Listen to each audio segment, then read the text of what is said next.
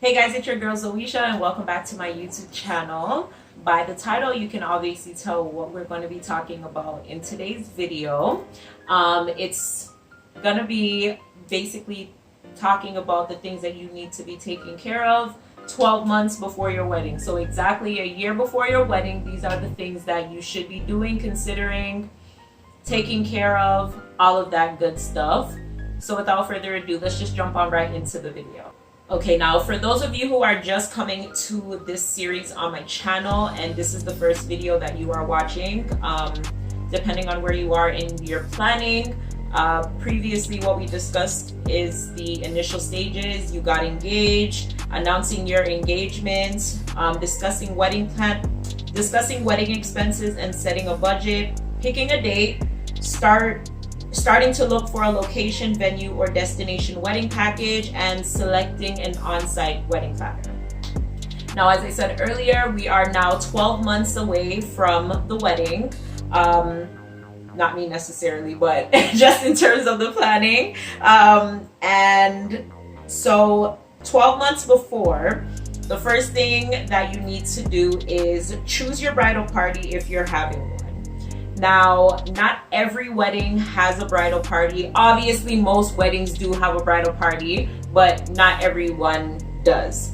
For us, we will be having a bridal party. Let me just say, okay, that things can get sticky when it comes to bridal parties. Like, first of all, if you don't know what a bridal party is, I don't know how you know, but if you don't know what a bridal party is, pretty much your bridal party is your team that helps you out pretty much throughout the entire wedding planning process. They're there with you the day of. They're literally standing right beside you. Those are your bridesmaids, your groomsmen, your best men, your maid of honors, your flower girls, your ring bearers. What else? They have...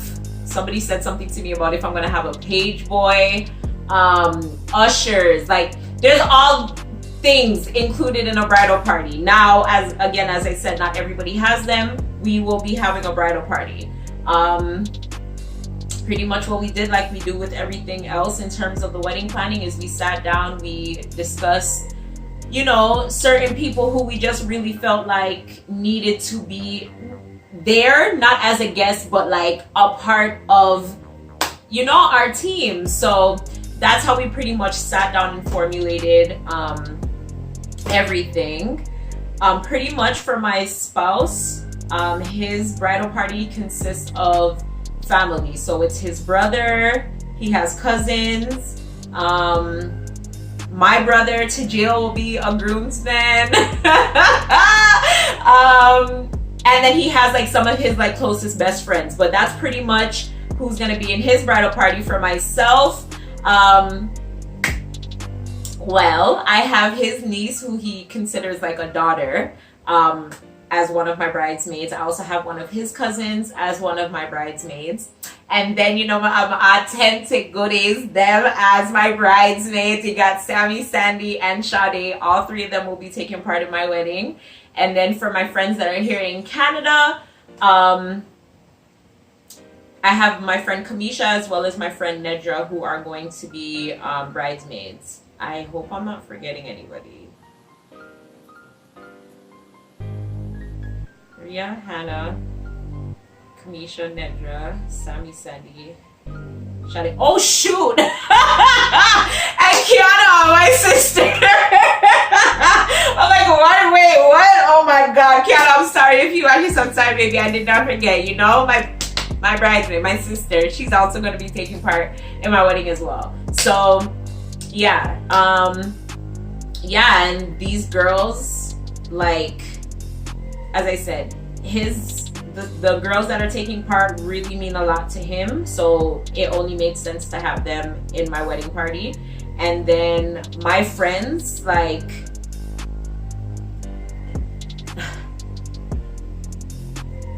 like they've just been there for everything. Like it only literally made sense that these girls, like I showed them off that day for like everything that they've ever been there for, which is literally everything from whenever I met them in my life, right? So that was our bridal party, and as I said, we just really sat down and talked about the people that we really wanted to showcase, you know, for whatever reason, who played an important part in also our relationship as well. So yeah, that was really important to us. Like that was a very, like, I was going back and forth with like, do I want one, do I, because there was just like a lot of things that were going on, because you know, like outside of like your wedding planning, you have other things going on with some of these people as well, and it becomes sticky at some points where you're just like, do they want to take part, do you want them to take part, like, you know what I'm saying? And it's like so much but then, you know, everything fell into place, and everybody who needs to be a part is taking part in some shape, size, or form. Even if they're not in the bridal party, they are doing something important within the wedding, so they are important.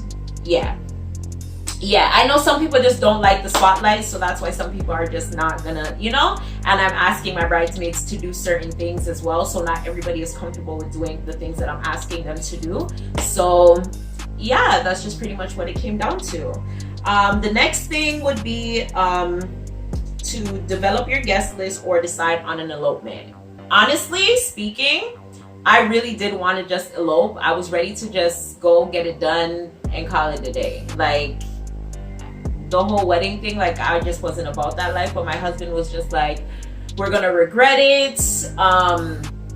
It's gonna be a beautiful thing to have our families come together. It's not just about us, it's about the unity of everyone, and and he was just like, no babe, we're gonna have the wedding. He's like, if we're not doing it that way, we're not doing it. Like he was adamant, like this is how we're doing it. And I was just like, all right, it's not just only about me, I have to compromise. If this is something that I have to compromise on, I'll just do that. So yeah, and then again, also considering your budget, where you are financially in life at that point in time. Like, can you afford a wedding right now or not? Do you not want to get married at all just because you're not able to afford it? You know what I'm saying? Because you can do that later on down the line as well. Like a 5-year anniversary, a 10-year anniversary, you know, even a 1-year anniversary. You may be somewhere else separate.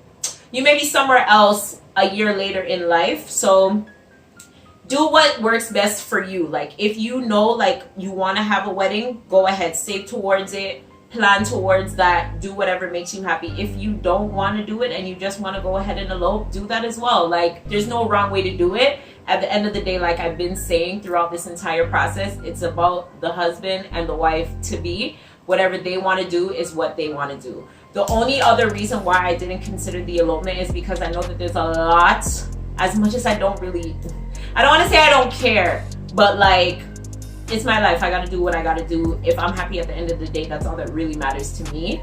But I know that there's parties on both sides that wouldn't really have been happy with that decision if we went ahead and did that. So I took that into consideration as well, and I was against the whole elopement thingy. Sometimes I'm not, some days I'm just like, babe, let's just do it. You know. But yeah, again, it's up to you. In terms of developing a guest list, for me,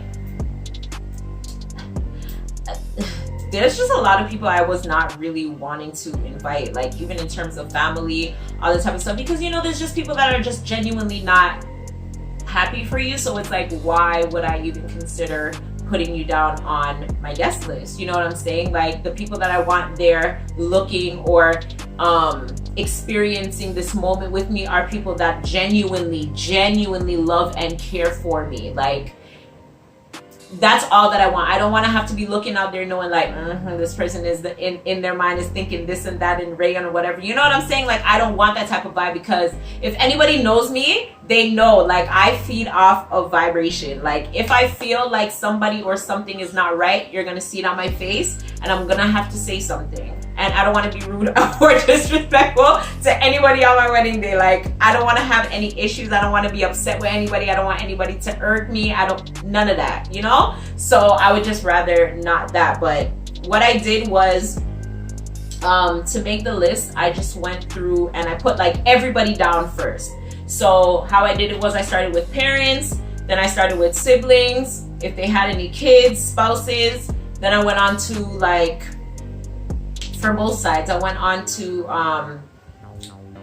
like aunts, uncles, cousins for each aunt, for each uncle, if they have any spouses. And for spouses, for me, they had to have been in a relationship for a number amount of time, like a number amount of years. It couldn't be somebody that they just met 3 years ago. No, we ain't doing all of that stuff. Like, this is like their actual spouse, somebody they have kids with. If they're actually legally married, common law married, but just people that we know, like, yeah, I did them there. Like, the two of them always there. Yeah, that was considered a spouse. So yeah, aunts, uncles, cousins, nieces, nephews, and then we did like family, friends, some of the friends' parents, and yeah, and then what we went through was like, okay, who is definitely important, who can we like have not come type of thing, to kind of formulate the guest list. And then based off of that, we went and gave out numbers to see like, is this within the budget or should we go with these amount of people type of thing. So again, it's up to everybody. Some people I know will invite every single person that they absolutely know, because they have to have everybody witness whatever. Not me. I really wanted it to be small and intimate. Like, if I could have had 30 people, I would have definitely had like 30 people, even 10 people if possible. But that like that 10 people would literally be my bridal party. So yeah, it wouldn't work out. I have a big family. My mom's side is extremely big. And then my dad's side is not so big, but my mom's side is extremely huge. So it's so hard. It's super hard. But yeah, and I'm still currently in the process of like tweaking it and doing all of that stuff, and I'm way past the 12-month process. So, or the 12-month stage. So yeah, it's your guest list is always going to be something that I feel like throughout the process you're going to be, you know, nipping and tucking at until like you really get closer and it's like, okay, this is it. Because your guest list determines a lot of things. It determines the amount of money you're going to be spending on your wedding, because the amount of heads that you have, that's the amount of heads that you have to feed, the amount of seats that you have to have for them to sit down on, you know, the amount of alcohol that you're going to have to serve, yeah, like favors that you're going to have to give out, like how big your cake is going to have to be. It determines a lot of things. Like, the number of people is crucial for your wedding. So yeah. And another thing that made me how I did my guest list too was like, if I don't have your number, if you don't have mine, or we don't communicate like that either, like there's no reason for you to come. Like, you won't miss it. It's not going to be anything for you. Like, if you see me come back and post it on Instagram, it's going to be fine for you, because like we don't really communicate like that anyways, you know what I'm saying? Like, yeah. So yeah. The next thing is deciding on a style and formality of your wedding. So styles, there's so many styles. Like, there's so many styles. Like, do you want floral? Do you want vintage? Do you want you know, for destination, they have like destination style weddings. Do you want a modern type of wedding? Do you want a simple wedding? Do you want a rustic wedding? You know, do you want a country wedding? Do you want, you know, an outdoor wedding? Do you want a hall type of wedding? Like, there's so many different types of styles that you can have in this. That's just like the beginning. There's so many other different types of styles of weddings. I would say, you know, depending on your style and what you like to do, like if you have a favorite color, you can start that way. See what kind of works within your color. If you like flowers, see the different types of flowers, see what works out, see, and you know, see where that leads you and that type of stuff. If you're not really so into what color it is, you don't really care, you'll fall in love with something along the lines, like,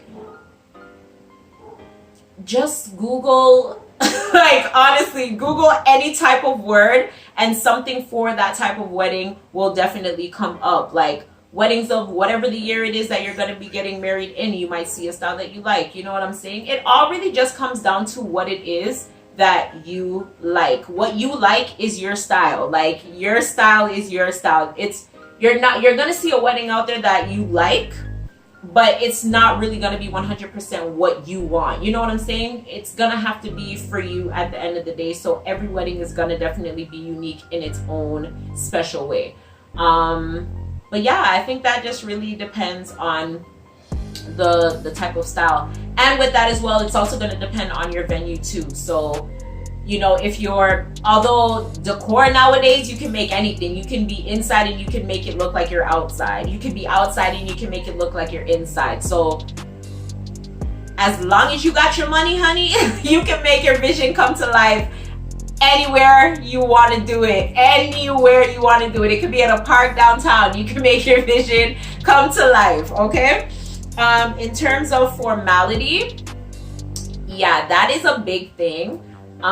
Again, depending on the style of your wedding. Because, like, for instance, if you're getting married, you know, outside, depending on the season, is it okay to be asking people to come formal, or is it okay for them just to be coming casual? Now, for me, everybody has to be formal. This is my wedding. It's a formal event. I do not want to see anybody in jeans. I do not want to see anybody in a t-shirt. I do not want to see anybody in a regular button-up type shirt. Like, you know what I'm saying? Like, jacket,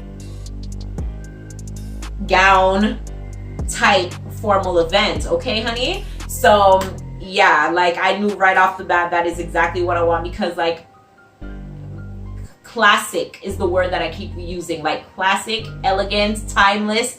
These are the words that I keep using when I keep talking about the style that I want. You know what I'm saying? These are pictures that I have to look back on for the next thousands of years.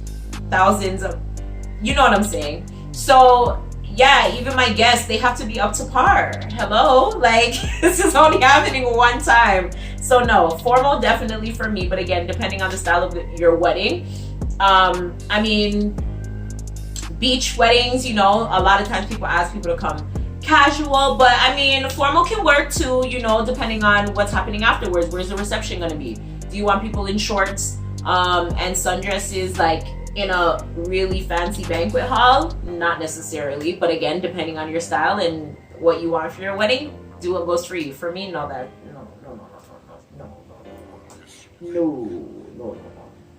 Yeah? So yeah, I'm gonna stop there. There are some other things that you do need to do for a whole year before, but I'm gonna come back in another video and I'll discuss that with you guys at another time. If you guys have any questions about anything, please leave them in the comments below. If you feel like I missed something in terms of one of the topics that I've discussed previously, please comment it down below as well. If there is anything specific that you would like me to touch on, please also leave that in the comments as well, and I will be back soon with the rest of the points that you guys need to have checked off 12 months before your wedding. Yeah, guys, 12 months. It seems like you have a whole bunch of time, but really and truly, time goes by so fast. Before you know it, it's like time for you to go, especially if you're having a destination wedding. So I hope you guys are following along, and I hope you guys are enjoying the series so far. Thank you guys again for stopping by, and I will see you guys in my next video. Bye.